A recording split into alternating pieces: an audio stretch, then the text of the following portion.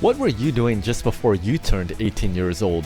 For Om Hitendra Mahajan, he was celebrating his birthday early by breaking a Guinness World Record, cycling the entire country of India from Kashmir in the north to Kanyakumari in the south, a total of 3,600 kilometers, roughly 2,200 miles, in a record time of 8 days, 7 hours and 38 minutes. But like most ultra cycling adventures, it wasn't without its difficulties. Fortunately for Om, he had an all-star crew with Indian ultra cycling great Kabir Rachure, who finished RAAM solo in 2019, and Om's own father, Hitendra Mahajan, and uncle, Mahendra Mahajan, who were the first two-person Indian team to finish RAAM in 2015.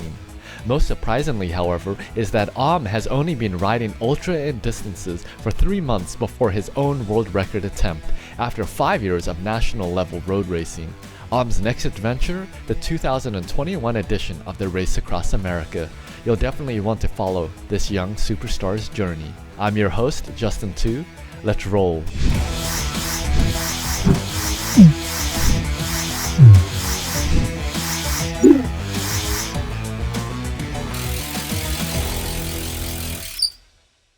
Hey Ultra family, Justin Tu here, your host of the Ultra Cycling Show. Thanks for tuning in to today's very special episode with 18-year-old Om Hitendra Mahajan, an Indian cyclist who recently set a new cross-India record from Kashmir in the north to Kanyakumari in the south. It was about 3,600 kilometers or about 2,200 miles, and after just 3 months of ultra cycling, already plans to register and compete in the Race Across America next year in 2021. So it's a real privilege and honor. Thanks for joining me on the show today. I'm honored. Thank you so much. All right. Where are you calling in from today? Yeah, I'm calling in from Nasik in Maharashtra, a state in India. All right. And have you lived there your whole life? Yeah, I've been born and brought up in Nasik. Yeah. All right. Very cool. Now, you are just 18 years old, so pretty young. But to give everyone a bit of a context, you have graduated high school, and actually in January, you plan to continue your education. You've already completed your first semester in just a couple days at the Wichita State University. Exactly. Kansas, right? Okay, and you're studying? Yeah. I'm studying bachelor's in sports management. All right. So the bachelor's in sports management from Wichita State University in Kansas. That's here in the United States, for those who don't know. Yeah. So pretty incredible. And you're pretty young. So am I correct that in January, in your next semester, your second semester there, you will actually be flying out here to study on campus, right? Yeah, correct. Okay. So for your first semester has been virtual. Has that been due to the pandemic? Yeah, completely due to the pandemic. Interesting. So thankfully we have all these options, but it will be nice to have you here stateside. Now, we recently had an episode with young Adam Ashwell. I believe he is 17 years old and he lives in Fort Scott, Kansas. Him and his family have been running the time station out there for the Race Across America. So I suppose you'll potentially be neighbors with him and be able to train or at least race against him. And that'll be some good friendly competition. I'm sure he'll be glad to watch this episode, and I'm sure that'll push him as well. I know he has his own ambitions, but it's a pleasure to meet you, and also looking forward to chatting specifically about your recent record setting that you did in India. Incredible achievement. Yeah. And of course, your background in road racing for the last 5 years, and then future plans for the Race Across America. But before we get into all of those juicy details, I'd love to start us off with a sprint round of questions. It's just a series of questions to get to know you in a fun way, in a nutshell. So the first question, of course, is, well, how long have you even been riding bicycles? Maybe even when I didn't need to walk, I was given a tricycle. I used to ride a tricycle back then. Later, since the age of 3, I guess I'm riding a bicycle. Wow, impressive. And I guess it also makes sense to just pause and show a couple images so folks can get an understanding of what we'll be discussing today. Of course, your record that you just set from northern India to southern India. Some amazing photos there. but also, as part of your crew there, your father here on the left-hand side of the image and your uncle on the right-hand side are both experienced ultra-endurance cyclists themselves. And in 2015, they competed in the Race Across America as a two-person team, right? Yeah, and they won it in their category. That's amazing. So it makes sense why at 18 years old and just 3 months of ultra cycling, but 5 years of total cycling, you are on this path to the Race Across America, and you've already set an incredible record and ridden many long distances. So to give everyone that context and appreciation, I'm sure your father was training you even when you were on the tricycle. Yeah. Okay, so how many bicycles do you own? Actually, I own just a triathlon bike. Else, all are my dad and uncle's bike, which I use currently. So I'm using a Giant Propel as of now, which was sponsored to my uncle for his Kashmir to Kanyakumari record, and I'm using it for my training and for all the events. Just because our height matches and so geometry is perfect for me. Wow, geez, that's a pretty lucky deal you got there. Thankfully, it works out for you. Yeah. It can be an expensive sport, but it's nice to have a family of veteran ultra cyclists. Now, what is your favorite bicycle? Is it your triathlon bicycle or one of your father's ones? Yeah, I think it's my triathlon bicycle. Nice. Okay, very cool. Yeah. Now, which bicycle do you ride the most? Is it that same triathlon bike? No, it's the Giant Propel. Right. Okay, now what bicycle computer do you use? Garmin? Wahoo? Yeah, Garmin. Garmin. I use the Garmin 1000H and 520H plus. All right, cool. Now, when it comes to your bicycle, is there a preferred tire size and pressure that you like running them at? And maybe 23 or 25 and pressurizing it up to 120, I guess. Cool. All right. Now, how about when it comes to gearing? Are you on a compact crank? It's a oval crank actually. Oh, and yeah. Oh, cool. So you have the O-rings. How long have you been riding with those? Since I have my triathlon bike. Yeah. Oh, cool. Now, do you train and race with things like power and heart rate? Yes, I do train with power and heart rate. Okay. Do you have a coach? Yeah, I have a coach, Miten Thakkar from Cyclozil. Cool. And how long have He's you the one who had trained my dad and uncle as well. Ah, so you're under good care there. Yeah. Very nice. So do you regularly take or periodically take a functional threshold power test, FTP test? Yes, I do take it on a periodical basis, not regularly actually. Yeah. Do you remember what your last test was and when was it? It was before this Kashmir to Kanyakumari expedition around a month ago. Yeah. Oh, okay. So it's fresh. What were your numbers? What was your average power and then your power to weight ratio? Yeah, so the average power was around 241, I guess. And power to weight ratio, I'll have to calculate. I don't remember actually.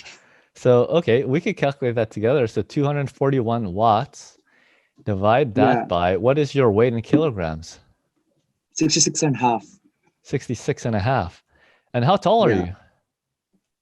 I am 5'11". Wow, okay. So a bit taller than I am. Couple inches. So it looks like a 3.62 watts per kilogram. Very nice. Yeah.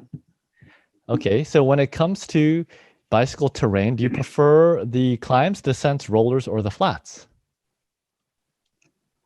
I think I'd like the rollers because if I get a climb, I'll get a descent, which will keep me rolling. Yeah. Nice. Ah, that's a good deal, huh? Okay, now when you're riding, what's your favorite ride snack? What do you like eating on the bike?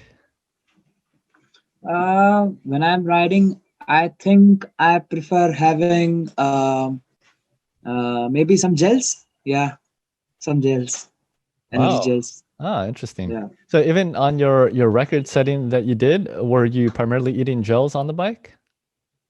yeah, gels, Ah, interesting. We'll have gels, to get. and anything what is accessible. Like I'm not hard and fast with what I will have. Like Ah, mostly, I love eating fruits. A lot of fruits, fresh fruits. ah, yeah. Okay. Tell me what's your favorite fruit? Maybe while riding, it may be a pineapple or a papaya. Oh, yummy. All right. Yeah, good choices. Just plain, nothing on them? Yeah, nothing on them, just plain, fresh and Okay. juicy. Yeah, yeah. No, that's an excellent choice. So talking about juicy, what's your favorite ride hydration? What do you like drinking on the bike? I think I'll go with the fast stand ups reload. Hmm, interesting. How Yeah. long have you been using that? Around a year or so. Oh, okay. Cool, cool. Yeah. What's your favorite post-ride meal? What do you like eating? You know, like you cross the finish line on that record setting or after a nice long hard training ride. What's your favorite meal that you look forward to? Butter chicken, maybe butter chicken and Oh, yummy. a bread. Yeah. All right, now we're talking. I could join you in on that meal. Yeah. Okay, when was your last training ride and how long was it? My last training ride was it was actually a recovery ride after I came from my record. Oh, okay, interesting. And Yeah. how long was it? It was around 50 kilometers. Okay, cool. So just over 30 miles. Now, Yeah, just some spinning after the legs. yeah, Yeah. definitely. I mean, you definitely deserve a rest after that. Now, when Yeah. was the record? When did you start and when did it end? So I started it on 13th of November, morning 6:22 a.m. and it ended on 21st of November, 2 o'clock, 2 p.m. Wow. All right. So just a few weeks ago, actually. So you're fresh off of that. Yeah. Okay. When it comes to going downhill, are you pretty comfortable with technical descent, or how fast have you gone downhill? What's your max speed? Yeah, so I'm very comfortable with the descents. Actually, being Hmm. into racing, I have got that tactical techniques, and maybe the confidence which one needs to Hmm. descend fast Yeah. on those curves. Yeah, so it's 96 kmph, I think, that I've touched Wow. on maximum descent. Yeah. Yeah. No, that's fantastic. So that's just about 60 miles per hour. Okay. When do you enjoy riding the most? During the fall, the winter, spring, or summertime? I think I enjoy riding the most during the spring, I guess. Okay. Cool. What Yeah. do you like about the springtime? Just the weather? Yeah, just the weather. Yeah. Awesome. Any certain time of day that you prefer riding? Yeah, so basically, I enjoy riding in daylight. Once the daylight is gone, I I get into a dull phase where I need to push myself. Like uh, in few hours, there again going to be the sunlight, and yeah, so that way. Yeah, wow. Well, I guess you're gonna have to get used to that riding in the dark, right? For the Race Across America. And I'm Yeah, sure you did quite a bit of that even in your record setting. yeah, a lot of it in this record too. Okay, now I suppose even just with 3 months of ultra cycling, you could still answer this question quite well. In fact, maybe you could answer it very well because you can compare between road cycling and now just getting started. But of course, you got started with a big effort and it was 3,600 kilometers, about 2,200 miles. So you could definitely answer this question well. What do you think? Does ultra cycling require more physical or mental training and fortitude? Yeah, so I think physical training is important, but after a certain extent, may you be the fittest person on the earth. If you are not mentally prepared for it, you cannot just go ahead. Like in especially in these ultra endurance events, you just need to be, mentally determined to, yeah, I have to do it, and whatever it takes. Even if the body is ready, your mind doesn't support, because of which the body language changes. If your mind says that you have to keep on going, and even if you're not physically prepared for it, you are going to push beyond. So yeah, being mentally fit is way much more important than being physically in such Very ultra well events. said. Very well said from a young ultra cyclist, but very true also. And I can imagine you got a big sense of that. Now, would you say Yeah. that you are pretty mentally fit for ultra cycling based on the record that you just did? Say on a scale of 1 to 10, 10 being exceptional, perhaps Christoph Strasser. How Yeah. mentally strong do you think you are? How did you feel on your record setting? Yeah, so the same question, if you had asked me a month ago, I would say that I am at zero. But because I had a zero experience in ultra cycling, I had just done a 24-hour simulation before this and directly did this record of 3,600 kilometers. So after this record, I have discovered my own capabilities, which I wasn't aware of. And yeah, so I think I am on the scale of 1 to 10. I am around somewhere around 7.5 to 8. Wow, excellent. Very good. So you've Yeah. tapped into the ultracycling blood that you have in your family, and you realize that, wow, you Yes. really are quite naturally gifted at this and inclined to do well. So very exciting. Now, okay, so I guess you haven't really done any other ultracycling event yet other than your 24-hour simulation and the actual record setting. So Yeah. very interesting. I guess you got a lot of training through that record setting after such a long distance. But perhaps maybe just a road race then. Is there a particular event that has been your favorite so far? Um, there is an event called Nashik Peloton, which happens in Nashik itself, in my city, and where cyclists from all over the country come to race in it. So it's around 150-kilometer event and 15-kilometer event. So there are 15, 50, and 150. There are three races, and yeah, it's just great racing in the outskirts of my city. Yeah. Oh wow, that's awesome. So so is the one that you do typically the 150 kilometers? Yeah, so 150 I've done just once because the age category, it wasn't allowed. The 17 years on below aren't allowed in the 150-kilometer category. So I Oh has to be wow. in the 15-kilometer. Yeah, Huh, interesting. Okay. So the 150, that's about just about 93 miles. So that's a pretty good yeah, century almost there. So I guess at least you had kind of dip your toes in some longer distance endurance riding, but now you have dived right into the deep end, the deepest end you could exactly. dive into. Yeah. That's awesome, Okay, so when you think of ultra cycling, who pops into your mind? Yeah, so when I think of ultra cycling, it's Kabir Rachure that pops into my mind, Hmm. because the reason behind this is that my dad and my uncle have always been into ultra cycling. They have accomplished a lot, but I have never seen them ride as such, like ride for so long in such events, because I have never crewed them. Hmm. But in Kabir's case, I had been there with him in the race across America. I have seen what it takes to ride as a solo RAAM finisher. Hmm. And yeah, you can say that the crewing him brought me a light to race across America. And he's the one who, exactly got encouraged me, or you can say I took all the ultra cycling inspiration from him. Hmm. Very, very cool. Yes, and Kabir, many ultra cyclists will be familiar with him, especially, of course, Indian ultra cyclists. Now, we do hope to Yeah, have him on the show very soon as well.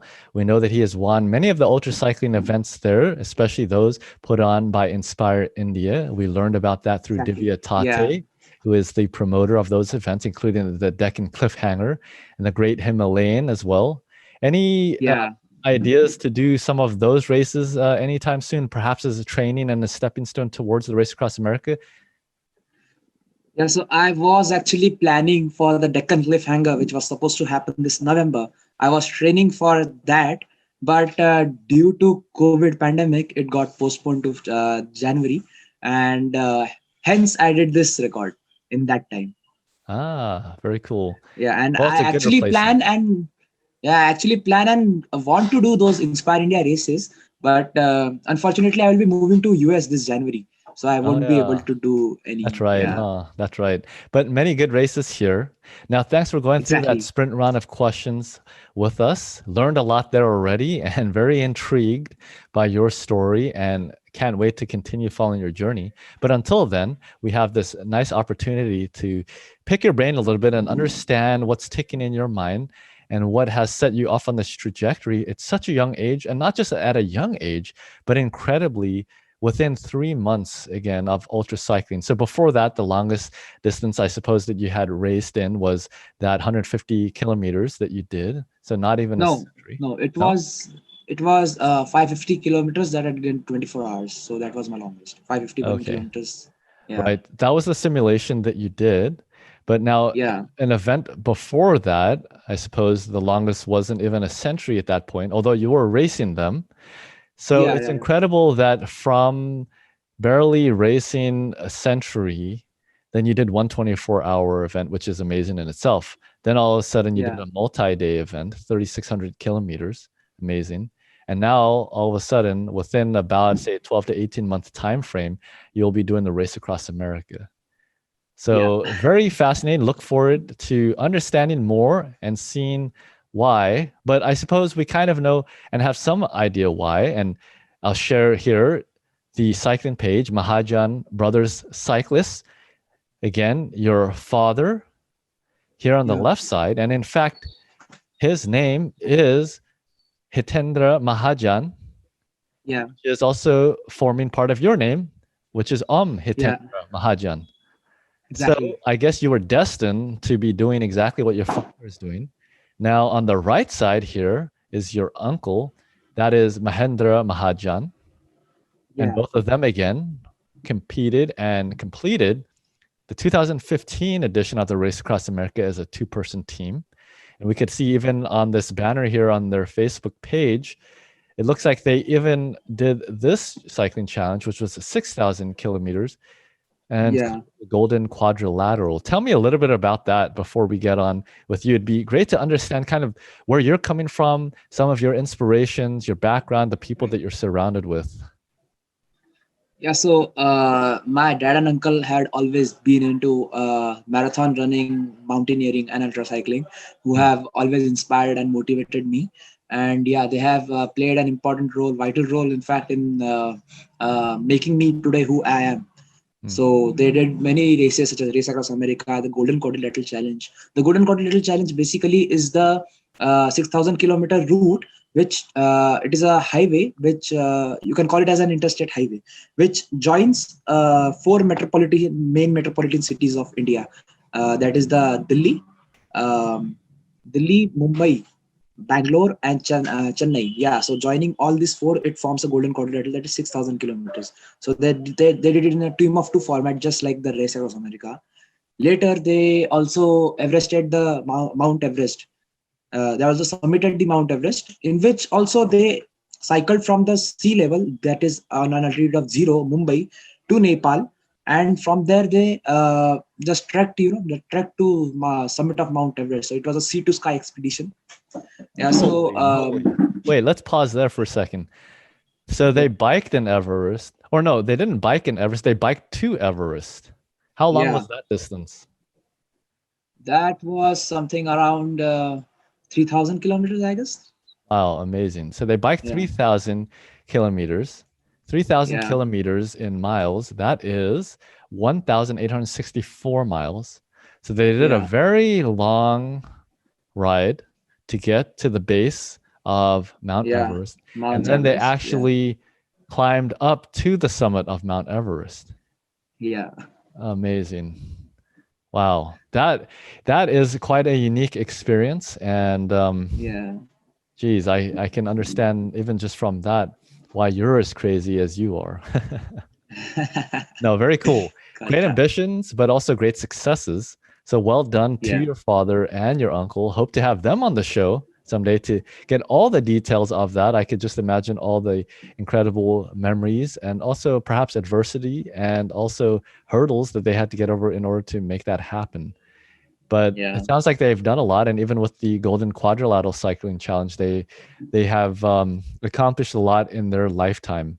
and it's nice to see. Yeah. And I'm sure they're very proud of you, I'd imagine, for what you have Yeah. recently done and what you aspire to do in the Race Across America. Yeah. So basically, the Kashmir to Kanyakumari record, which I just broke, was first held by my uncle Mahendra Mahajan. He did it solo in 10 days, 10 days and 9 hours 59 minutes. He did it, and it was recently broken by Colonel Bharat Pannu. So he did it in 8 days, 9 hours and 40 minutes. Mm. So I always, somewhere in back of my mind, I had that the record that my uncle has set for the first time should be brought back to the Mahajan family. And with that motive, I went for it and bettered Colonel Bharat Pannu's timing by 2 hours. And I did it in 8 days, 7 hours and 40 minutes, 38 minutes. Yeah, so Wow. perfect time was 8 days, 7 hours and 38 minutes. So And yeah, so some pretty cool motivation there for the pride of yes. your family. You had led the way. Now, were your uncle and father as part of your crew for this challenge that you did? Yeah, so my uncle was the part of the crew since the day one. Hmm. He was like he was so encouraging and motivating. He did all the strategizing part. He was my mentor. He was my everything, the best friend to me. My dad also joined me in halfway as a crew. So later, yeah, both of them were an integral part of my crew. They were just there were overwhelming moments where they just pushed me. They they showered love, a lot of love, and they used to just say that you're doing good and all. It used to feel so proud. Yeah. Amazing. It's great to have a family that not only supports you and loves you, but also understands what you're doing, what you're going through, and what you need, of course, to be excellent crew members. Even for the Race Across America, as we always talk about, the crew can't win Yeah. the race for you, but they can lose it for you Exactly. if they're not Yeah. disciplined, if they're not efficient, if they don't know how to overcome the challenges that you'll naturally face. I'm sure there were others that you faced even on your expedition, which, I mean, over 10 days, even if you were just Yeah. driving, a lot can happen, but let alone bicycling. So I'm looking forward to dissecting that ride and learning more, because especially as your first major ultra cycling endeavor that you've done, I'm sure there was so many learning lessons, and it would be nice to learn from you what those lessons were as you were experiencing them, because they're so fresh for you. But before we do Yeah. that, I do want to give all the viewers a context for what we're even talking about. So if I pull up the Google map here, of course, I sit here in California in the United States. Now, across the ocean, there's Europe. Over here, we find India. And the record that you set was from the northern end in Kashmir. Not sure if we can Yeah. see it here yet. The northern end, and it went all the way down to the southern end, Kanyakumari, Yeah. right over there. Now, in the image that you have, Yeah. very nice graphic, it does show the exact route that you took and the cities that you went through. So it pretty much cut through the middle of India. Exactly.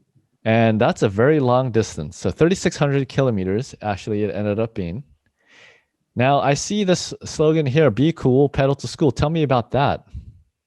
Yeah, so I've always wanted to inspire school going and college going students to take up cycling. And what could be better than going to your schools on bicycle? So with that thought, I came up with this slogan: "Be cool, pedal to school." Just so that, with the hope that students, school going and college going students would use bicycle as the medium to transport to their schools, which shall also contribute to the environment and help them get into regular fitness. That is really inspiring. Just to think, you are still in school, barely graduated high school a semester ago, or a little beyond that. And yet you are already inspiring your generation and even those older than yourself. So that's really excellent. So and you're a very friendly, happy guy. So that's awesome. And I think Yeah. that's very important. Thank you. Now, I'm just really curious to know what really motivates you to continue forward now with something like the Race Across America if you end up registering for that. And I guess from this point forward, would you consider yourself an ultra cyclist and this is what you would like to focus on? Yeah, as of now, what I think is that my ultimate goal is to complete race across America and probably be the youngest to do so. Hmm. And yeah, looking forward to it. And I think there's a long way to go. It's just a beginning, and a lot of ultra cycling achievements and accomplishments waiting there for me. Yes, most definitely. Very cool. So it'll be nice to follow your journey. Now, I want to get into details of your Guinness World Record that you set, again, from Kashmir to Kanyakumari. But first, let's start at the very end where you completed the ride and looking Yeah. very good here. And that is a beautiful sight. Tell me about that island back there. Yeah, so this is the southernmost tip of the country where the border ends. And yeah, here then there is a all Arabian Sea. Uh, Mm. and this is the point called Cape Comorin. Hmm. And that is the statue of a famous poet you see behind over there and Hmm. freedom fighter. Mhm. Yeah, so yeah, this was the last point, Very cool. and this was the end point of my expedition. So I was Yeah. hyped up with adrenaline and excited a lot. Yeah, what an epic finish and an excellent photo. I'm sure you'll be looking at that for many years to come. And I think you should have that edited and printed, and you must hang that on a frame. And I can't believe Yeah. this is your beginnings of ultra cycling. Very exciting. Now, in those almost 10 days of bicycling, I'm sure there are many challenges. Let's kind of start from the beginning. So you started the ride in that first 24 hours. What distance did you cover? How much did you end up sleeping? Yeah, so in the first 24 hours, I rode straight for 23 hours, in which I covered 440 kilometers.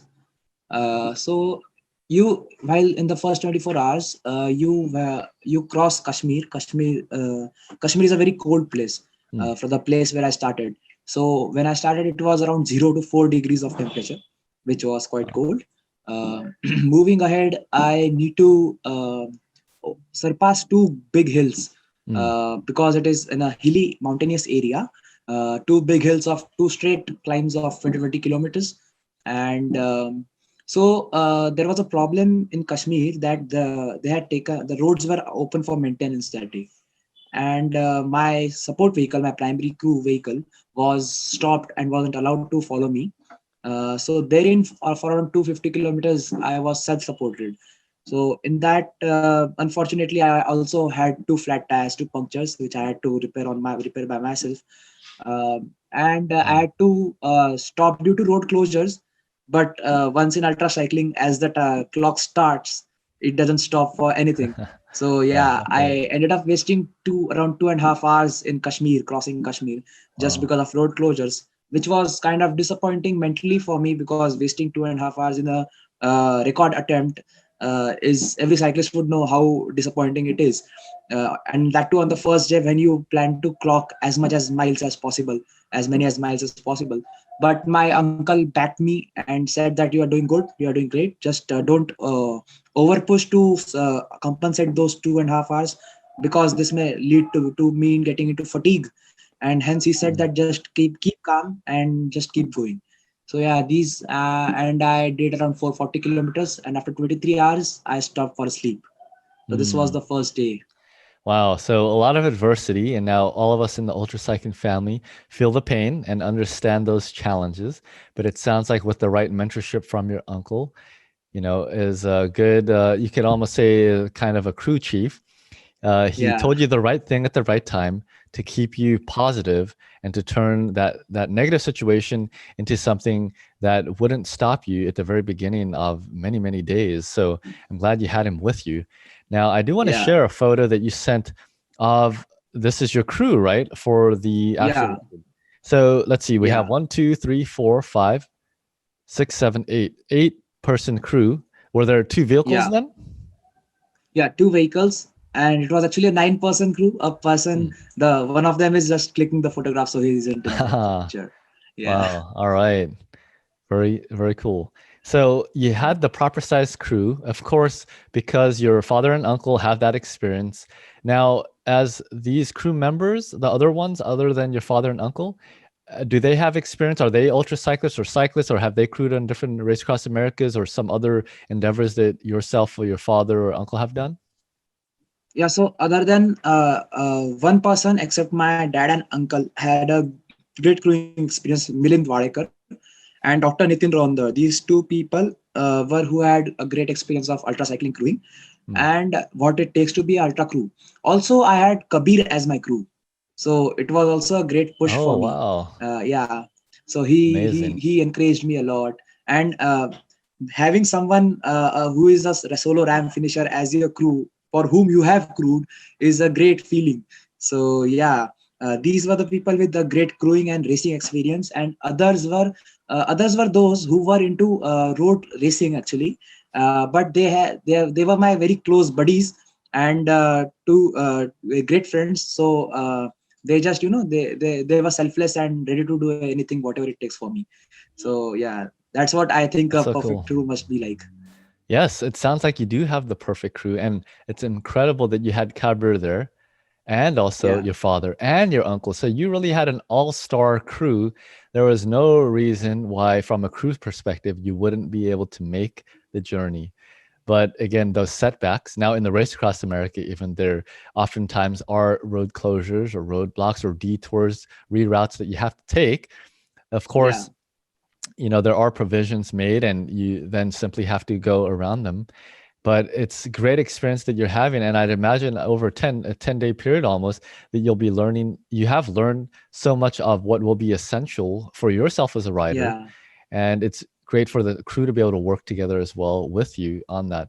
Now, after that first day, how long of a sleep break did you take on that first night? It was around 45 to 50 minutes, I guess. After the 45-50 minutes sleep break, it was the only day, I guess, when I woke up by myself. Hmm. That okay, I'm ready to go. Yeah, Wow, amazing. So you rode for 23 hours. And yeah, as a very new ultra cyclist, you only slept about 45, 50 minutes. How did yeah. you feel waking up after biking just about 270 or so miles that first day? And after a very long day, 23 hours, because of the setbacks, especially, how did you feel waking up? Actually, I wasn't very happy because I was planning on at least 500 to 550 on the first day, but because of some problems such as road closures and the bad terrain, unfavorable weather, strong winds, and also the one big mistake made by a crew, not on purpose actually, but I rode for around 20 miles on a wrong route. I wasn't navigated properly. I had to come back and then again continue riding on the correct route. Yeah, so that there also I ended up wasting around an hour and a half. But Wait a minute. Hold on. Let's pause there. So you took a detour of 20 miles. Was it round trip or was 40 miles round trip? yeah, so 40 miles round trip. Wow. So the first day you were really just set up to fail there, but yet you not only Yeah, made that first day, but also all the other days. Amazing. And these all sound like things that us as ultra cyclists experience, perhaps, one of them here and there, over a few years, but it sounds like you've experienced everything just in one ride. yeah, Amazing. So you felt very discouraged and disappointed yeah, after this first day. Did you yeah. feel like at any point, and perhaps before your uncle told you to just be patient and keep going, did you ever feel like it just wasn't meant to be and you should just throw in the towel and try again next time? Did that thought ever cross your No, mind? that wasn't the thought which actually crossed my mind, but it wasn't that disappointing. It was disappointing, but I knew it that if it's not this time, it's gonna never gonna be the same. So I had that shot and I had to go for it anyways. So I Hmm. never thought of at that first day actually that I should just throw up the towel. Yeah, no, I had to keep going. Yeah, Yeah, amazing. So at 18 years old, you have incredible amount of resilience and determination and also happiness. You're still smiling about that. So I guess things worked out okay. yeah. So Okay. actually, when my dad and uncle won the race across America, they Hmm. also took a wrong route, and they had to come back and keep on cycling. So I just thought of it as a lucky charm, I guess, getting derouted. Uh, Later, like, just to think it as an optimistically, I thought it that okay, my dad also had been through this and they had won it. So maybe it's something champions go through, and I took it that way. And yeah, later I thought of it positively and just kept going. Yeah. Wow. Amazing perspective that you have and that you've developed. It's incredible to hear such a young athlete say such a thing and to have that positive perspective. Of course, that is important. Now, we had an episode coming soon with Dex Took. He is also a veteran in the ultra cycling world and a finisher of the race across America. He said it best that there are always going to be 1,000 reasons to not keep going, and you just need to Yeah. find that one reason to One keep going. reason to keep Now, going. you've Yeah. definitely done that. Of course, we had an episode recently, the first of many, with Christoph Strasser, and he was very much emphasizing that for ultra cycling, it is very important to be patient, both with the training and the development, but also in the case of a race, just like your uncle said, to just take it one pedal stroke at a time and not to give up or throw in the towel or get too frustrated. And these are things that happen. Now, of course, because you have so much experience with your father, with your uncle, with Kabir being there on your crew, you already knew that it's okay for these things to happen. And but Yeah. it's another thing to accept that okay, it has happened and it's a normal thing and I'll just keep going Yeah. and it won't slow Keep me going. down. Yeah. So very cool. Glad you have that perspective. Exactly. That's going to make a big difference between making it or not in the race across America. But of course, you've Yes. ridden a very Yes. long distance and you've gone through many challenges already. Now, here's a very nice image. Now, it looks like you're riding on one of the interstates here or the freeways. Tell me about this. Were you Yeah. riding on roads that were very similar to this for the whole distance from north to south? Yeah. Yeah. The roads were very much similar to this, and yeah, I stuck to the interstates in India, which is called actually the Kashmir Kanyakumari Highway. Mm. So yeah, I just rode over that. Yeah, so it was kind of much of constant and avoiding the cities actually, Mm. which bypasses the cities. It takes a bit longer sometimes, but it just helps you avoid the city's traffic. And traffic in India is a lot. You must be aware of it. Yeah, definitely aware of that. And I'm not sure relatively. I know here in the Silicon Valley in the San Francisco Bay Area, the traffic is pretty terrible as well. But I Yeah. have nothing to compare with. Now, in the image, I saw some vehicles there on the road. Tell me about the traffic conditions throughout the interstate there. Yeah, so traffic conditions. What there? I didn't. Luckily, I didn't face any congestions. I guess there weren't any congestions, so I could keep on riding smoothly all the time. My follow vehicle was always behind me. 24/7. Whenever I rode, the follow vehicle used to be behind me with all the like the marks like caution bicycle ahead, the vehicle reflectors. I was wearing my reflectors, and hence I think because of that there wasn't a problem much faced by the traffic, especially with the scenario of safety, because the follow vehicle was covering me all the time from behind, and the traffic used to move on from right, but there was a lot of fast moving traffic on the roads. So yeah. Yeah, I'm looking at this here, and I mean, obviously, there's no bicycle lane here. Heck, you're not even No. in the shoulder. I mean, are there any bicycle lanes anywhere in India, even in a city, first of all? Yeah, in a city like Bangalore and Mumbai, there are bicycle lanes, and slowly and gradually, as the new roads would be developing, there are plans for bicycle lanes. But as of now, there is no dedicated bicycle lane in India, which is kind of a shame. But we have to deal with it. All the Indian cyclists are training everyone all the time. You can't have a follow vehicle for your training itself. You have to Right. train alone. Mm. And so cycling in India has a big scenario of safety, which is not very much safe in India. But because you don't have a dedicated cyclist lane, and basically the respect for cyclists which a person in US would have is still lacking in a person in India. Yeah, so cycling in India is a bit tougher. Yes, I can imagine. And the reason I also asked that and want to emphasize that for a lot of folks all around the world, especially perhaps here in the US, and even within the US, there aren't that great of bicycle conditions or, respect for cyclists all throughout the country. Now in the San Francisco Bay Area, of course, it's very friendly. There's a lot of bicycle lanes all over the place. So, it's something easy for us as Americans to take for granted because it is another challenge. I mean, day to day, Yeah, literally, when it comes to training, there are obstacles and things that you have to consider, especially safety. When if there's no bicycle lane or even a very good shoulder, then you have to be very careful. And if the drivers of the vehicles are not friendly, then it becomes even more of a risk. yeah, And exactly. so I can relate because I'm originally from South Africa and have many family there that are also bicyclists, have ridden there myself. Yeah, It's same kind of thing, not very friendly towards cyclists. Hardly any bicycle lanes, you have to bike in whatever shoulders in the road you can find.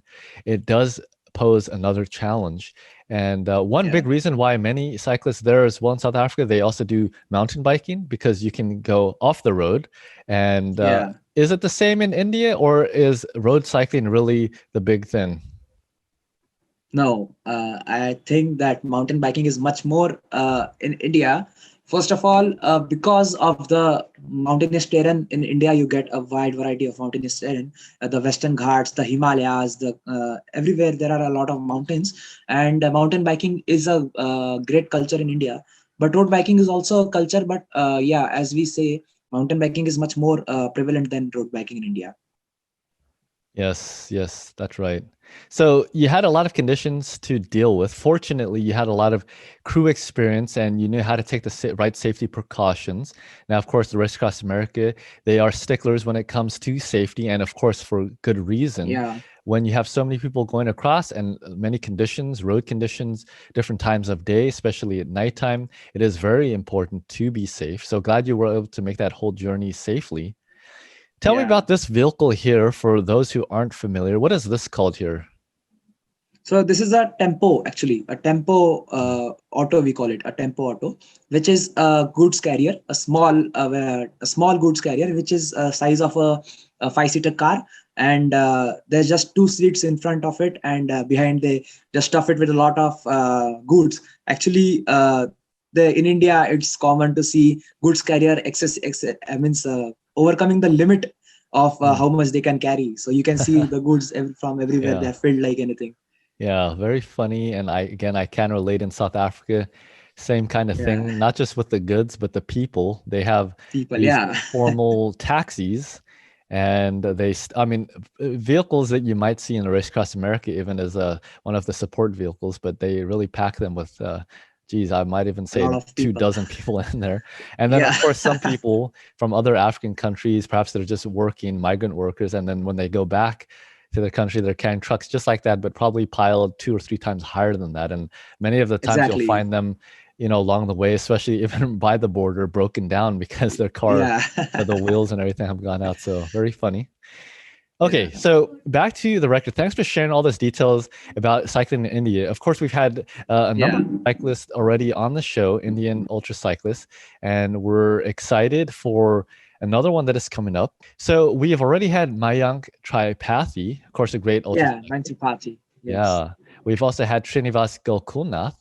He was the Yeah. first solo Indian First to solo Indian complete RAM Race finisher. Across America. Yeah, so a lot of Yeah. strong Indian ultra cyclists is the short story here. Now, we Yeah. do have an episode coming up very soon with Chaitanya Chai Valhal. He Yeah. is also an incredible athlete. They recently did Yeah. an Everest event, and I know they had many Yeah. participants. And then, of course, we had Divya Tate, promoter of Inspire India, also the leader there of Audex India. At least she was. I see she's recently made a transition, Yeah. but she's Yeah. led the She way and made a pioneered the transition. way for all ultra cyclists in the country. So it's just She very did has. encouraging.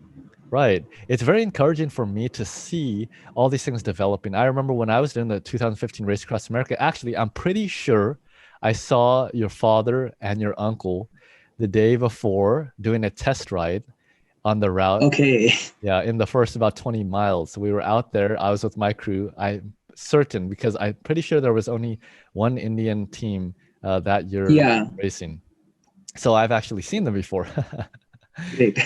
Now, since that point, I was just always fascinated. And as I followed each year, because I kept seeing more and more and more Indian ultracyclists competing here all the way in the US. Of course, it's a whole logistical detail and cost to consider to come here for any other person, even within the US, coming Yeah, to California to start.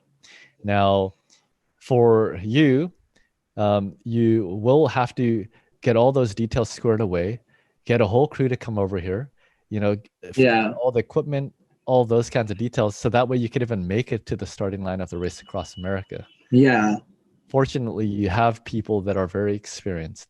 But in any case, from that point in 2015, I've been very interested to see what is really stirring up the Indian people and the country to bring out so many ultracyclists. Now, through all these episodes, and I highly encourage everybody to check out all the episodes with our Indian ultracyclist family, because not only are there a lot of ultracyclists coming out to compete in things like the race around Austria, race across America, but also very strong cyclists, Kabir being one of them as well.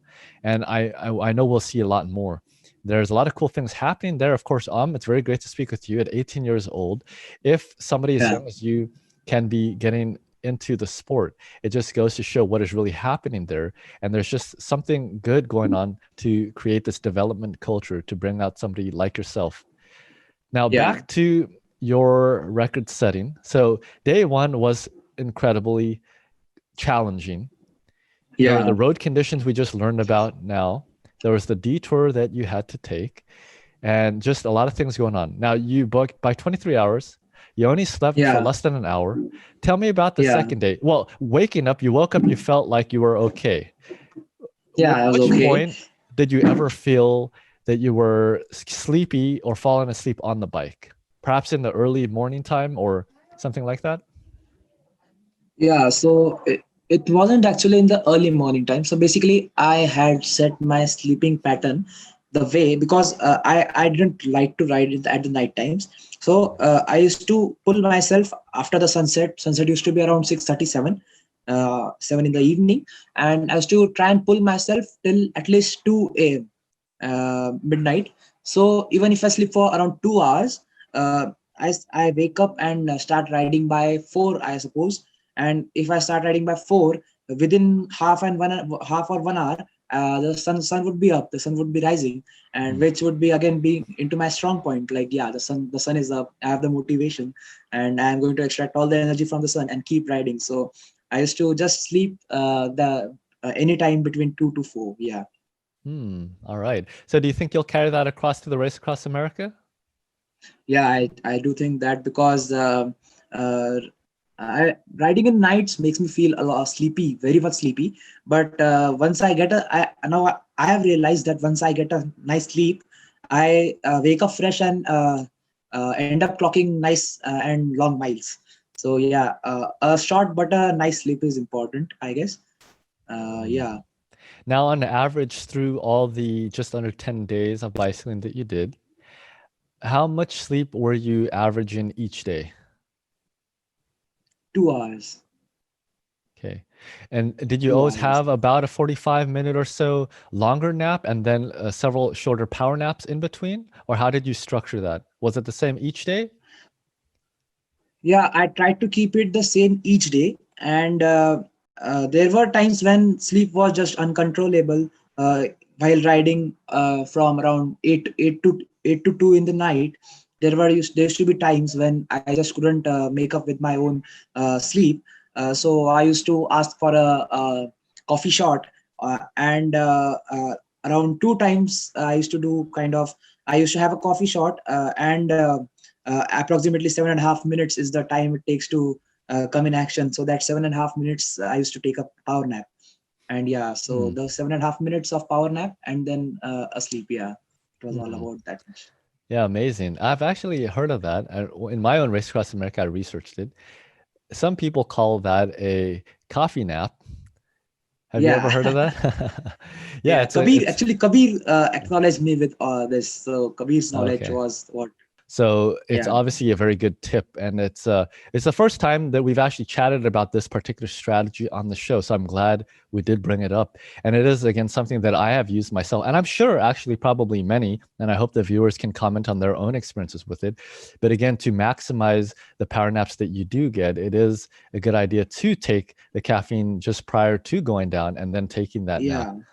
And so for you, what you're saying is that that actually worked out very well for you. And so Yeah. you're a good testament that that is a good strategy. It can work. Yeah, so I really think that if you are sleeping, you must get at least a sleep of 1 hour 45 minutes at a stretch, which would be effective. Because I personally don't have a good experience breaking the sleep in small parts and taking it multiple times. I'd rather take just one sleep, but a long one. Yeah, so I think that works. Yeah, very good. Yeah, and along those lines, since we're sharing all kinds of golden nuggets for folks to learn about, something that you have to consider, and perhaps maybe Kabir has, maybe you have, I'd be interested to know, or your father or uncle, when it comes to figuring out what your own sleep cycle is. Of course, going through each night, you will go through each of the stages of sleep, including deep sleep, which is important. Now, Yeah. you have to know what time period. Perhaps it takes somebody 45 minutes, maybe someone else it's 1 hour, and being able to fit in a nap that works well with that. Because of course we know that if we wake up in the wrong stage of sleep, it can cause us to not feel as good, even just mentally. It could be tougher to get up, may take longer, those kinds Yes. of things. Do you have a sense of what that looks like for you? And I suppose it is surrounding your 1 hours and 45 minutes. Yeah. Yeah. Exactly. Mm. Yeah, very fascinating. So we have another photo here of the roads and conditions that you were riding on. Tell me Yeah. about the weather, the temperature throughout the ride. You said it was very cold in the beginning when you were starting in Kashmir. Did it warm up as you were going further south? Not exactly, but I just rode around a kilometer before I flat because I was before I was flagged off. But I was wearing a lot of warm apparels, around 4 layers on the upper side, and maybe two layers on the gloves, 3 layers in the socks. Aluminium foil. I wrapped my legs in aluminium foil to just keep it insulated, which helped a lot. Yeah, so these are small Hmm. things which help me battle, but I don't think when it is cold weather, you just need to battle it out, because you may wear a lot of layers but still feel cold. But it's completely mental to just keep on moving Hmm. even though it's so cold. Yeah. Yeah, very fascinating and true indeed, especially once you get sweaty after biking all day in the sun, and when the sun sets and starts cooling down, it is Yeah. important to change your layers to get some fresh, dry ones on. Now, interestingly, you said Yeah. you wrap your legs in aluminum foil. That is an interesting Yeah. strategy. Who told you to do that one? that, that one was by my uncle, actually. My Hmm. uncle Mahendra Mahajan, he told me. Wow, very Yeah. fascinating. Okay. Now, wasn't that uncomfortable? I mean, foil when you, I mean, it's pretty hard and it could get, really pokey and sharp. I mean, did you Yeah. have to deal with that? Yeah, I thought of it before, the same way you are thinking, like the way you thought of it. If similarly I thought of it before I did it, but I wore a socks. Over the socks I wore the aluminum foil. Then I again wore a socks, so it was between two socks. And yeah, it is uncomfortable, but unless and until it's helping you battle the cold, I don't think it should be a problem. Oh, amazing. I mean, how does all these kinds of things, I mean, you're pretty new to it. You've been exposed to it, but for yourself to experience it, there's a lot of extreme things in ultra cycling, like taking Yeah. a coffee power nap, like putting aluminum Yeah. foil in your socks.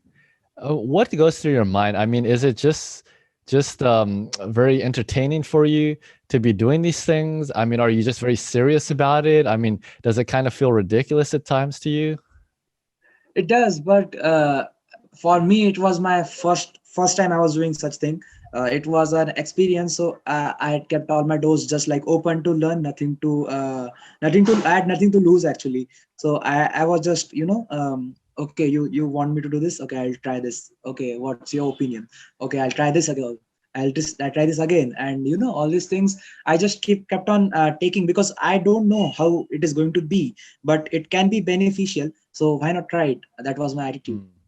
Hmm. Great perspective. Hope you continue to carry that one with you through all years, especially next year with the Race Across America. Of course, that is Yeah. important to trust your crew, and it sounds like you very much do. So you're very much well on your way to being a successful racer and with a great crew. So it's very good to So hear. I would like to tell one thing, like Yes. in being like trusting the crew in one scenario, I around from the third day morning itself, I had severe knee pain, and I Mm, was riding with just my uncle saw me riding with just one leg, mm, and he said that this won't do. You please shift to normal sport shoes. I was riding with the cleats on, the cycling shoes on with the yes. carbon sole. So he said that this would make a great difference. And yeah, so I shift to the flat paddles and the sport shoes instead of the look paddles and the cycling shoes, which made a difference. And gave me a sort of comfort in my knees, because the knee pain, with the knee pain, it was just impossible to do it. The knee pain was constant till the last day, but just bearing with it, finding different ways to cope up with it. And because of the knee pain, I wasn't able to go off saddle, because I used to weight bear much when I go off saddle. So this led to severe saddle soreness and problems. But yeah, later on I tried to just hang in there, cope up, and keep going. Mm. Well done. All of us ultra cyclists know what it feels like to have saddle sores, especially if it's Yeah, on something as long as what you did, almost 10 days, which is a very similar duration to the Race Across America and others.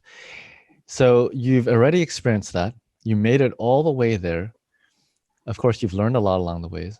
I just want to congratulate you again on what a big deal it really is. I mean, at 18 years of age, to do something like you did, even just to have done the first day that you did and to have made that is incredible.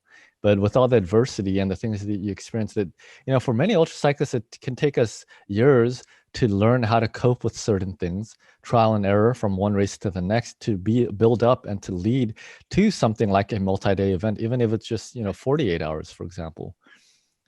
On the subject of saddle sores, that's a very important one, and it's one that I don't want to just brush off like it's not a big deal, because as a non-ultra cyclist, again, you've only been at it for 3 months. It must have yeah, been quite a shock to you and to your body to have to experience that, because of course when you're riding shorter distances, typically like in road racing, you won't have saddle yeah, sores. And so exactly. you started developing that when? Day 2, day 3? Day 2 I started developing it, and day 3, day 4 it became worse. Right. Okay. And that was Yeah, only the halfway point. Of course, then you were dealing yeah, with severe saddle sores for many days.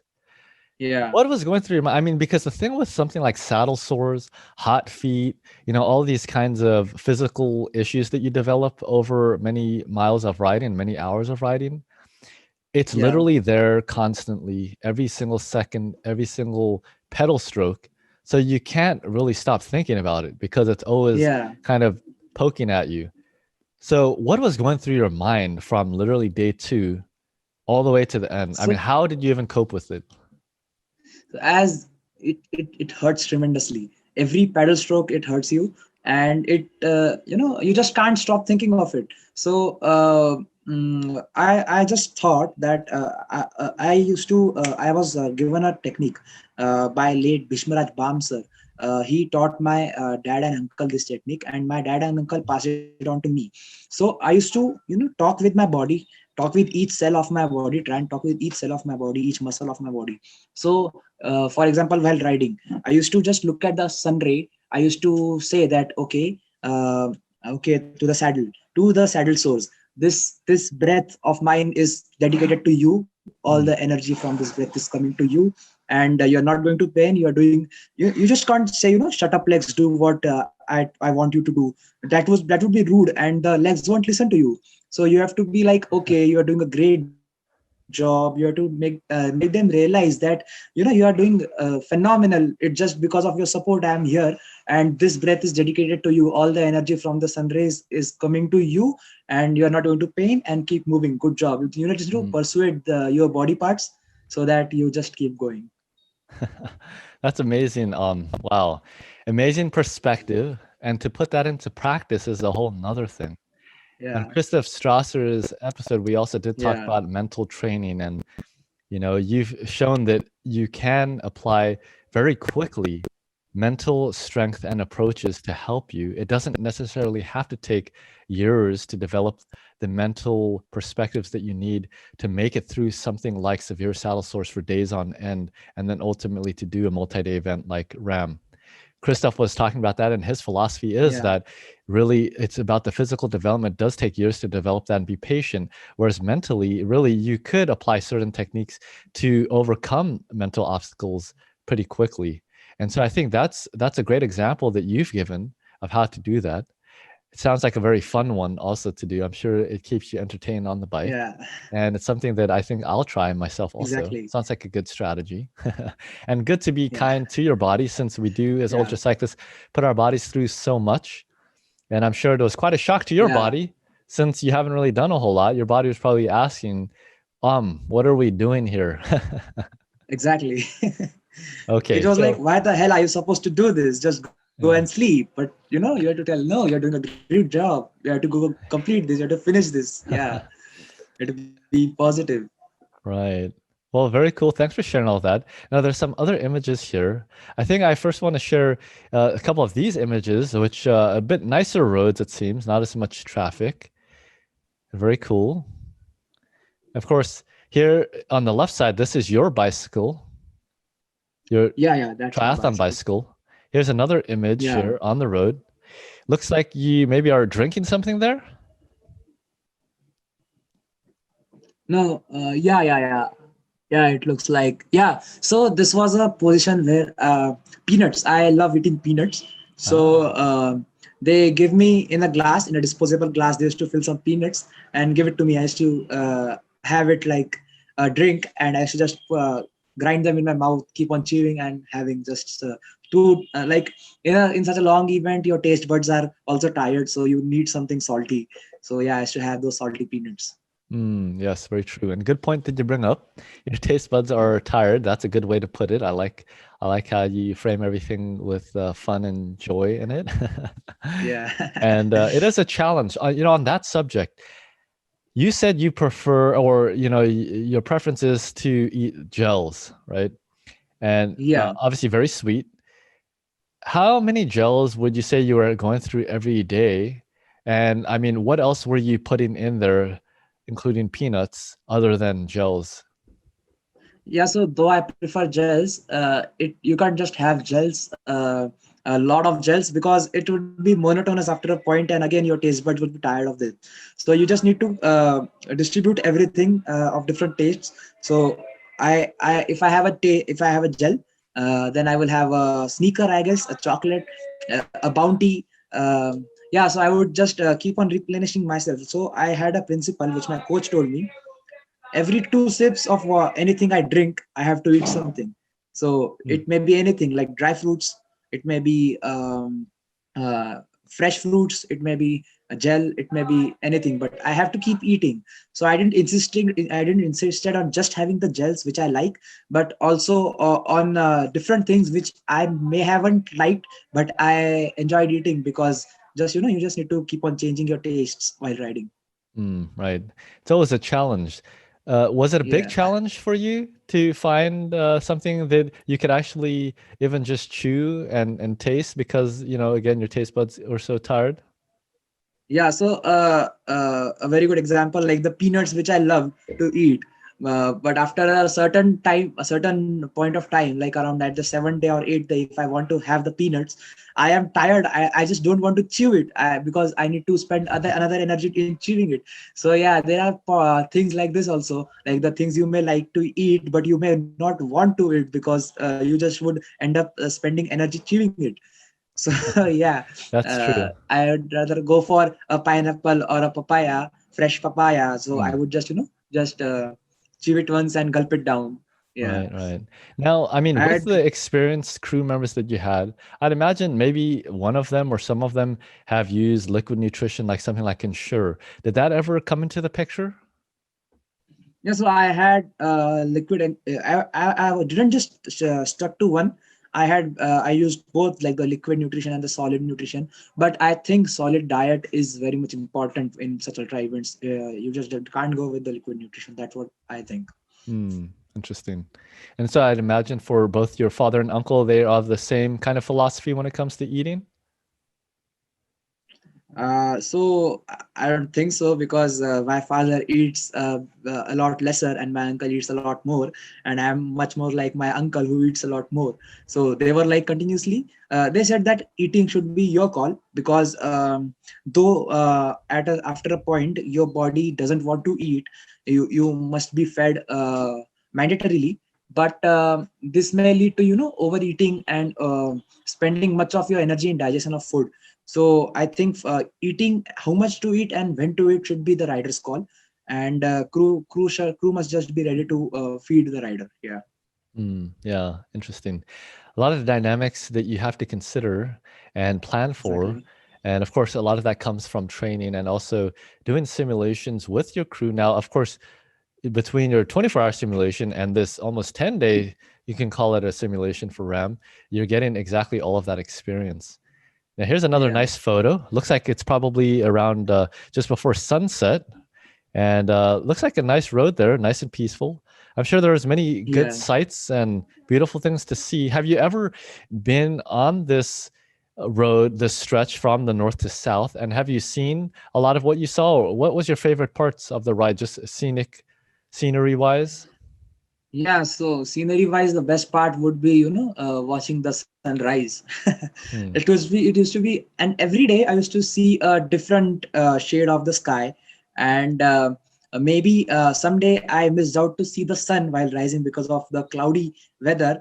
But yeah, Hmm. watching the sunrise used to be a great feeling, because first of all, because the sun is the one which I consider as the greatest motivation, and riding in the daylight is my strong point. So when I see the sunrise, I used to be like, yes, come on, it's a new day, it's a fresh start, and let's just keep going.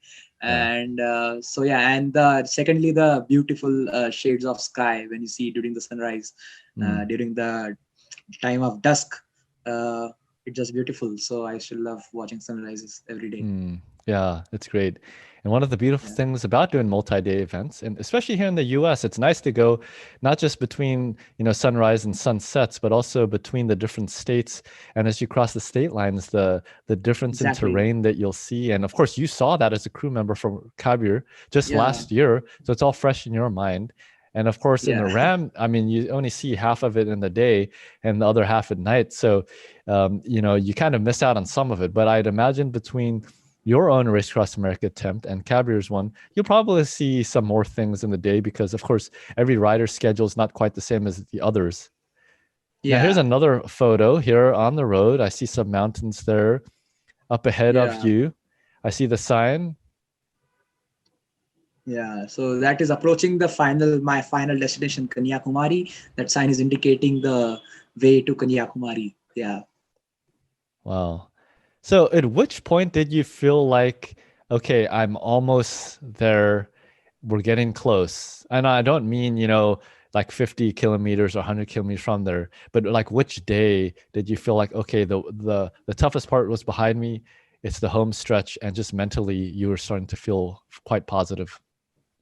So basically, after the seventh night, actually, I thought so, because the seventh night I approached Bangalore, and approaching Bangalore was a task because I had to gain around 800 meters of elevation in just 200 kilometers, which was a lot of climbing, Mm. and it came in and that it came in night time, which was because I was a lot sleep deprived. I was just not able to ride myself to the Bangalore. And after I crossed Bangalore, I luckily at Bangalore, Colonel Bharat Pannu, who held this record, he was posted at Bangalore. He's a military man, and yeah, he came to meet me. He encouraged me, enlightened me, and yeah. So after I crossed Bangalore, it was 640 kilometers of distance, which was Kanyakumari, and I had around 28 hours, I guess, to do it in record time. There I had a confidence that yes, I can do it. From there, after a sleep of 45 minutes, I was fresh, and I clocked 200 kilometers in 7.5 hours, which was quite fast after covering so much of distance, which gave me a bit of confidence. But later, again, the last night was very difficult for me because I was sleep deprived.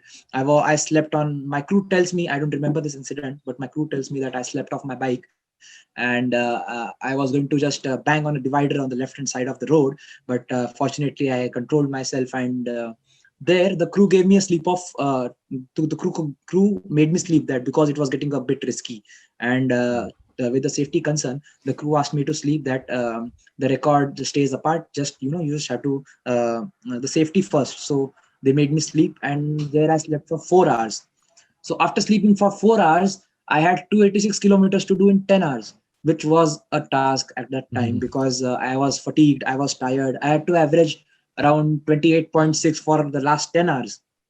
But then Kabir actually came to me and spoke to me, and he told me that you are going to lose altitude, you have to go to sea level. The wind could be favorable if the god's on your side. You just keep paddling. And at that time, I said to myself that if I can't do it, no one can do it. And with that attitude, I started pedaling again. And in the first hour, I ended up clocking 38 kilometers. The second hour, I ended up clocking more 40 kilometers. So I spoke to myself and said that I have the racing legs. I have been into road racing. I can ride fast, and I have the legs and I have the capacity to do it. And at that time, after those 2 hours where I clocked around 37 kmph average, I thought that yes, I can do it. And so I ended up doing it with a buffer of 2 hours in my hand. So I did it 2 hours, better the time by 2 hours. And so that was the time when I thought, after around when it was 200 kilometers to go. But I felt fresh. I felt that I have the legs. That was the time when I thought that yes, it is in our capacity and we can. The record is for us. Yes, I can do it. That was the time. Wow, amazing. Congratulations. What a Thank story. you. What an epic story. I'm glad we were able to capture it. And of course, here's another photo here at the finish. Wow, and that's a nice big smile. Of course, wow, after such an epic adventure. And even at the very end, that's the thing. Until you cross the finishing line, anything can happen. And as you said, even there towards the end, you were falling asleep. You had to go down for, I'm sure, what was a very unexpected 4-hour nap, which, of course, in general, for the strategy, that is not ideal. But you did it. Things worked out. The conditions were favorable. Sometimes they are not. And you may even have the legs, but the conditions just aren't favorable. So then you're not able to make it. But I'm so glad that after all that adversity and all of the challenge, that things did work out very well for you. And of course, now you can be very proud of the Guinness World Record that you hold. And I'm sure your family and your uncle and dad and all of your crew must be extremely proud of you, right? Yeah, they are super proud. My dad and uncle are very happy for me. They said that we weren't this happy even when we did our race across America. We won our race across America. We are much more happy today. So, and that was something which hit me hard. Like I was so overwhelmed at that time. And so one point I missed out was on the seventh night, I had hallucinations. I thought I was riding in snow and I was riding a team race. But I asked my uncle, where are the teammates? Where are the other riders? My uncle was like, no, you are the solo rider. You're doing it in a solo way, and there is no snow over here. And that was a hard part actually. But after a sleep, I recovered from the hallucinations, and so these were the challenges. Yeah, amazing. On day 7. That is true, that as part of sleep deprivation, it is a challenge and an experience that you won't know what a rider like yourself or any ultra cyclist competing in things like RAAM, what it means until you go through it yourself. And it is quite bizarre. I remember the hallucinations that I had on a long stretch where you could see down the road for many, many miles. And I always saw it look like another racer. I saw their rear tail light and the other car. And I kept thinking, okay, they're just a couple miles away. I kept pedaling faster and faster. I want to catch them. But every time I look up, they're the same distance and they're so far away. Oh. And then as I get closer and closer, I just all of a sudden it disappeared and they weren't there again. and then they would show up. It was a good motivation, I suppose, to keep pedaling. Great motivation. Yeah. It is a strange thing to experience. And also, well, fortunately not on that night, but a couple nights later, it got to the point where it was a safety hazard. And that is important for just yourself and also especially your crew to see what is happening, to make recommendations, but then also for you to be able to trust them again and listen to them, to actually take it seriously. And so I'm glad, again, you were able to make it safely. That is something that, you know, we could easily overlook when we're talking about great achievements and incredible ultra cycling, you know, races and events, that there are many things, not just riding. Riding is probably the simplest part of it. There's so many other things that can get in the way.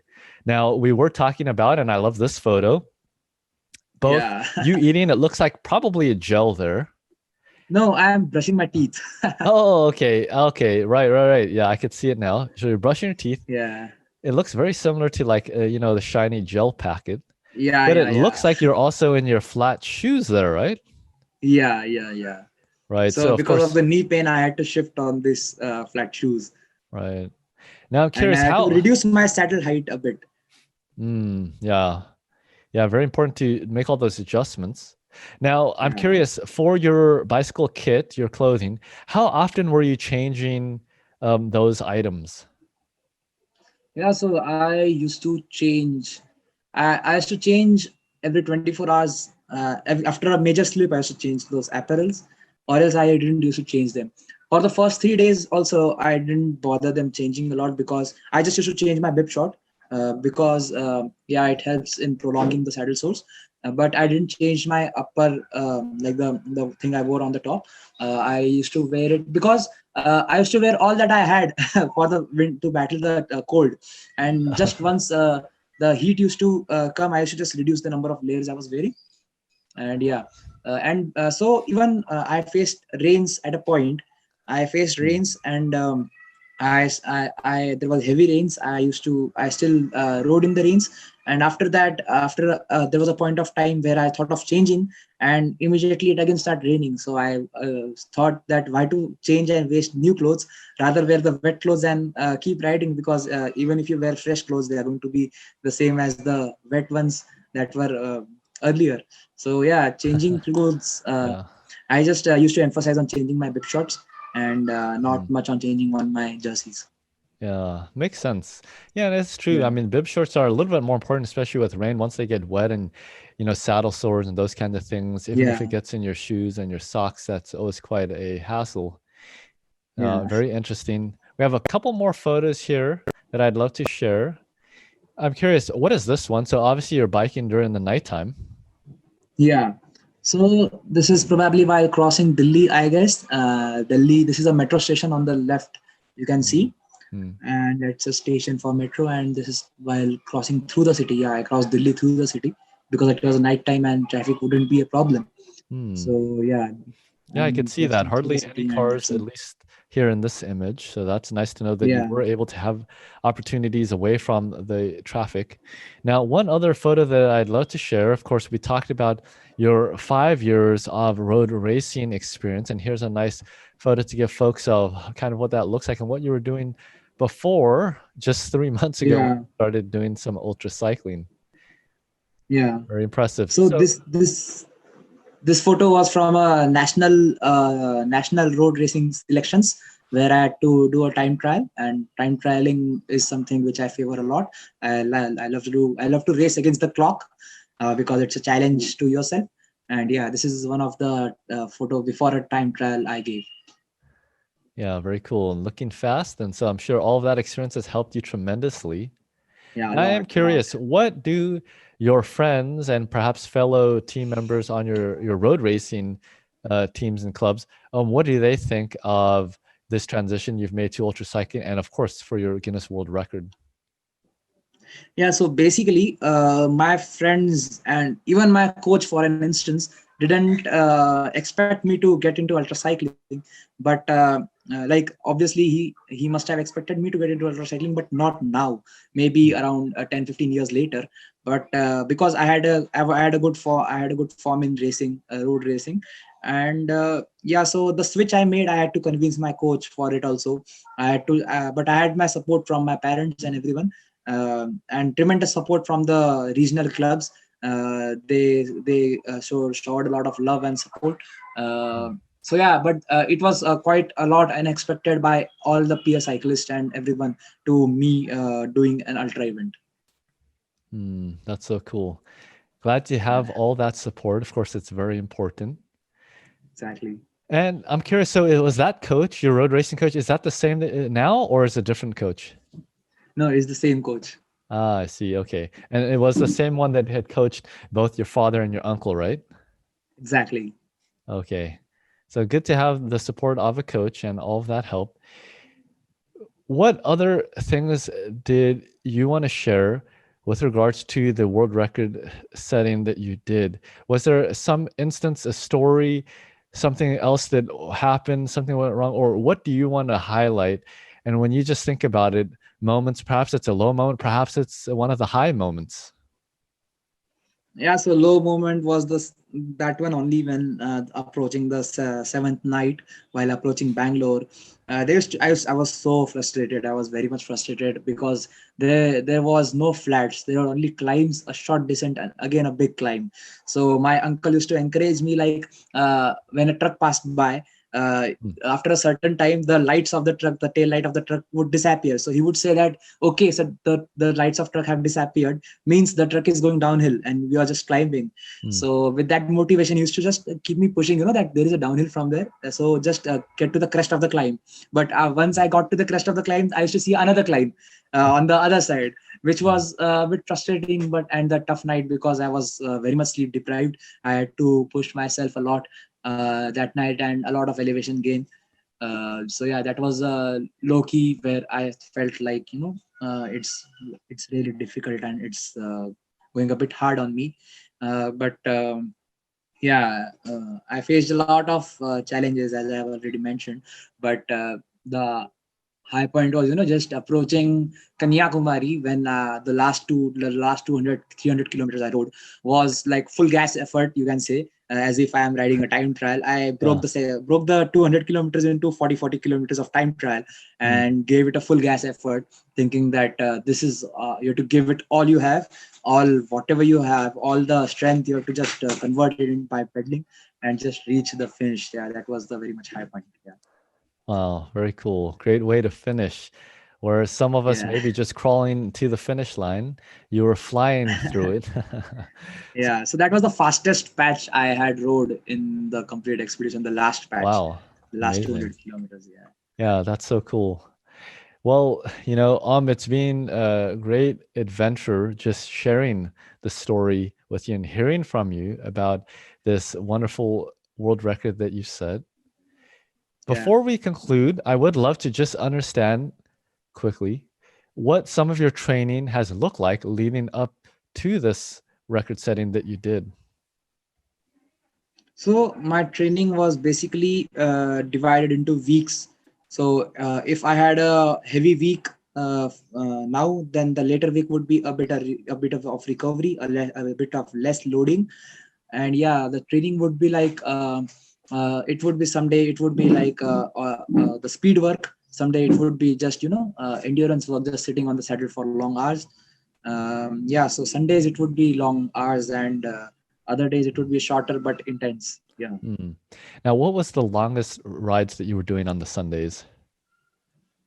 Yeah, it was probably 8 hours, I guess, not more than that. And then, then, it used to have a lot of elevation and kind of intense speed works at times. Interesting. Okay. And so for every week, well, how long were you training specifically for this world record? 2.5 months. 2.5 months. How many miles did you start with in the first week, and how many miles were you ending towards the end every week? Yeah, so on an average, every week I used to do around 300 to 400 miles, I guess. So that was quite a lot. No, where were you starting? What was the first week of your training, to give us a context of how you ramped up? Okay, so first week was basically spending like no more than 2 hours on saddle a day. Yeah, 2 hours, 1 hour. So it was just around I'd say 10 hours of riding in the first week. which then till the last week went to 28 to 30 hours of riding a week. Mm, interesting. So I'd Yeah. imagine you're doing also a lot of speed work. Were you doing any double workouts through each week? So I used to do my gymming every day. I used to hit the gym in the evenings and ride the bicycle in the morning, and the sessions would be like outdoors, indoors. Yeah, different. Hmm. One last thing I'd love to know, how was the related to the food and weight management? Do you have any idea your weight before you did the event and what it was after, and how good of a job that you did with your nutrition? Yeah, so I'd say my weight was constant around 64 to 65 kilograms before I began my event. But before I began, I was advised to get some fat and increase my weight. So my weight was before I started my event, it was 66 and a half kgs. And I was shocked to see once I finished the event, I came home, I weighed myself, it was 66.5 itself. So I had no weight loss and no weight gain. So I think the crew did a phenomenal job with the nutrition over there. Right. And I'd give 11 out of 10 for nutrition, what crew did for me. Wow, that's excellent. So it sounds like it was Yeah. well executed. And even though you are a rookie in the ultra endurance world, of course, you have Yeah. a lot of strength physically and also mentally from doing the time trials and road racing, and of Yeah. course, a stellar crew. So I think the story here with you is really one that shows that you don't necessarily have to train and prepare for many, many years to do something like the Race Across America. Of course, not Yeah. to say that preparation isn't important. The right preparation is key, but for you, you have the right crew members, the right experience. You've been surrounded by it for a long time. You have been Yeah. a racer at high intensity, so you know how to train, eat, recover, all these kinds of things that are important. But So it is a I nice believe, story. Mm.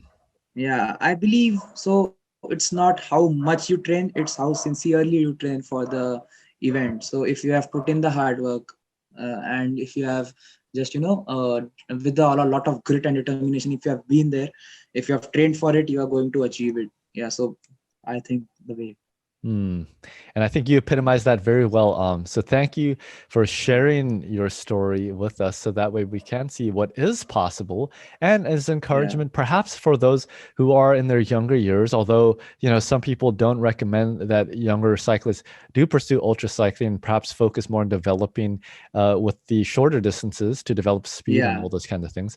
But it makes sense in the context of your family and your situation, that family pride again, to set that record for you to be able to carry that torch. And of course, everybody's journey is different, and we celebrate them all. So, in Yes. closing, I have a few last questions. First one is, what do you think most people don't realize about ultra cycling? You being new to the sport as well of ultra cycling, what do you think most people don't realize now that you're on the other end of a huge ultra multi-day event?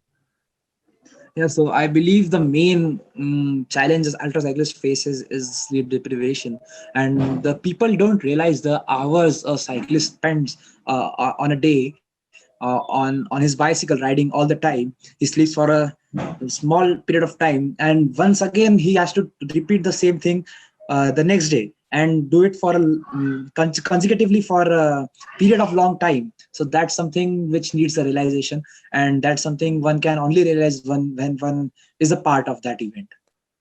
Yeah, well said. Now, how about tips for anybody that is interested in getting started with ultra cycling? What would you tell them? Just if you have decided that I want to get into this, work for it. You may face challenges, you may get aware of challenges that you may think are just out of your capacities, but just don't give up, hang in there, just keep on grinding and you're going to get it. So yeah, just don't give up. Yeah, just stay determined, stay dedicated. That's what I would Mm, like to say. Great words of encouragement. Thank you for that. Now, I would encourage everybody to follow both your father, your uncle, and of course yourself on Facebook and other social media channels to follow that journey. Of course, we are very interested in seeing you make it to the starting line of the Race Across America, but of course, more importantly, to the finish line as well. And of course, you will be here Yeah. stateside in January. So we also look forward to having you at Exactly. other ultra cycling events here in the United States. Any that are currently on your calendar leading up to the Race Across America here in the US? Maybe the Borrego Springs time trial, which always was a dream. Even I was supposed to do it this year, but because of the pandemic, I couldn't get there and couldn't start with my education on campus. So yeah, next year, let's see after RAM if I could do the Borrego Springs challenge Yeah, time trial. cool. All right. Well, I hope to see you there. Of course, that's in California. So I hope to Yeah, see you. All right, a couple short sprint to the finish line questions for you, to conclude here on a yeah. fun note. How would you rate yourself in terms of bicycle maintenance on a scale of 1 to 10, 10 being excellent? Changing out your tubes, your tires, lubing your bike, Yeah. cleaning your bike. Yeah, so I'd rate myself on again 7.5 because I'm great at these basic things, but when it comes to changing the integrated gear cables, the brake cables, I Yeah. need to learn a lot. And yeah, I would rate 7.5. All right. No, that's very good. That's one of the higher ones. So well done at 18 Yeah. years of age. What is your dream bicycle, or do you already own it? No, I don't own it actually. My dream bicycle is maybe the S-Works Tarmac SL7 and Shift TT. Yeah, S-Works Shift TT. Oh, excellent choices. Of course, Christoph Strasser loves riding his Shiv, and he's Yeah. ridden many of them through each year. He is sponsored and gets 2 bicycles from Specialized each year. So I hope you can get Yeah. some good sponsorships as well. And I'm sure with your Guinness record and everything that Yeah. is up and coming, you'll be able to do that and more. It'll be cool. Yeah. Okay, who do you want to nominate for a future episode on this show? A story that has inspired you, or one that you think is just interesting and worth sharing? Yeah, maybe Kabir Rachure and Kanal Bharat Pannu, both of them have inspired a lot. And Kanal Bharat Pannu was there for the race across America last year, but due to a collarbone fracture in training ride, he just had to abandon and uh, postpone the race for him. And he flight back to India, which was quite painful for all the ultra cyclists. And Kabir Rachure, who has already finished race across America and has a lot of success in the Inspire India events. Yeah, I think both of these stories are worth sharing. Yeah, great nominations indeed. All right. Any last words that you'd like to share, perhaps with your crew, your family? Yeah, so thank you for all the love and support you have showered on us, each and every ultra cyclist out there. Yeah, so whatever you have decided, please go behind it and achieve it. Yeah, so best of luck to everyone out there. Yes, beautifully said. Thank you for taking the time there from India. We look forward to having you here in the US very soon. With best wishes and tailwinds for all your training and your preparations for the Race Across America. We look forward to seeing you on the roster of registrations. Yeah.